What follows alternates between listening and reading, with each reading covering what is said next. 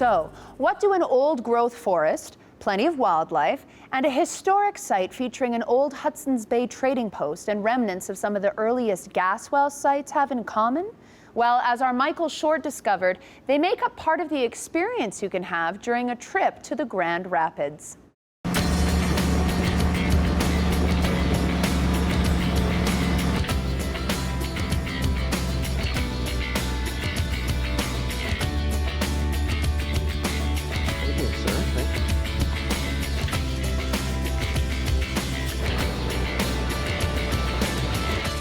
Welcome to the Grand Rapids Wilderness Lodge, our base of operation for the next couple of days as we explore this unique part of Alberta.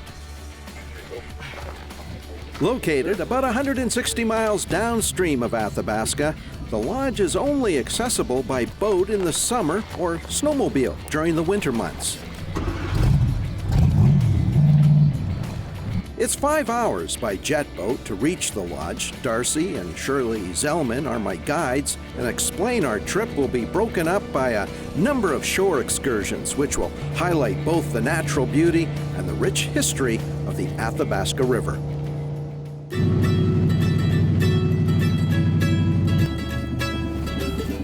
Along the river, there's lots of places where this grows, and it's a native plant, right? Yeah.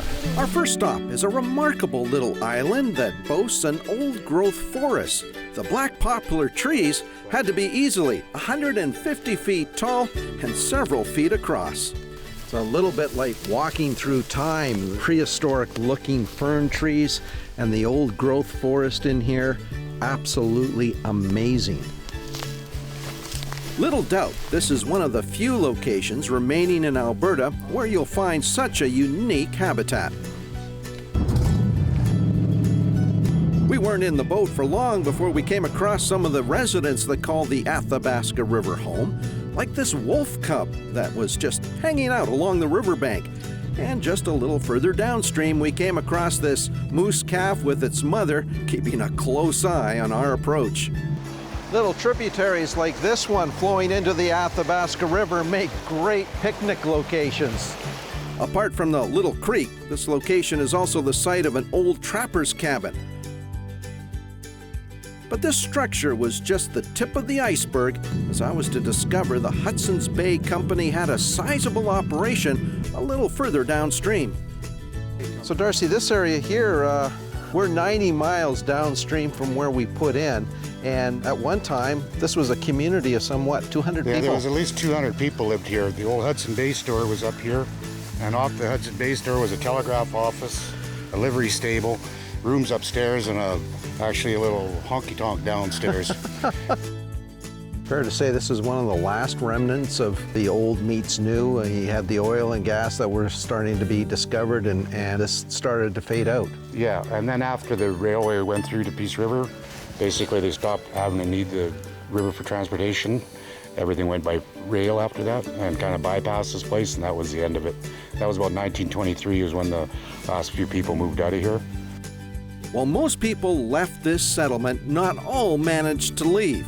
That point was brought home when we visited a small cemetery, a permanent reminder that life along the Athabasca was a difficult one.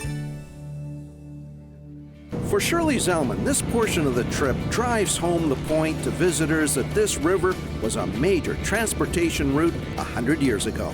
The history along the Athabasca River is really amazing, right from town of Athabasca where we start, all the way along, back from the fur traders and the gold panners, and it used to be a major route for people to get from point A to point B, and luckily we can still find some traces of that along the way and are able to share that with others as we bring them down.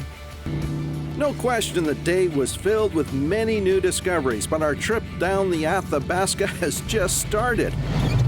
I look forward to what the next couple of days will bring. Right now, though, I'm looking forward to settling into my cabin. Wow, what a treat to see such a pristine area. It really was, Mary. And you know, the best part, coming up on a future program, we'll bring you the star of the show. That's the Grand Rapids themselves. These things are amazing. The water's flowing over these rocks. It's truly one of the best sights that I've ever seen in Alberta, quite frankly. Well, I look forward to watching it. Well, we look forward to bringing it to you very shortly.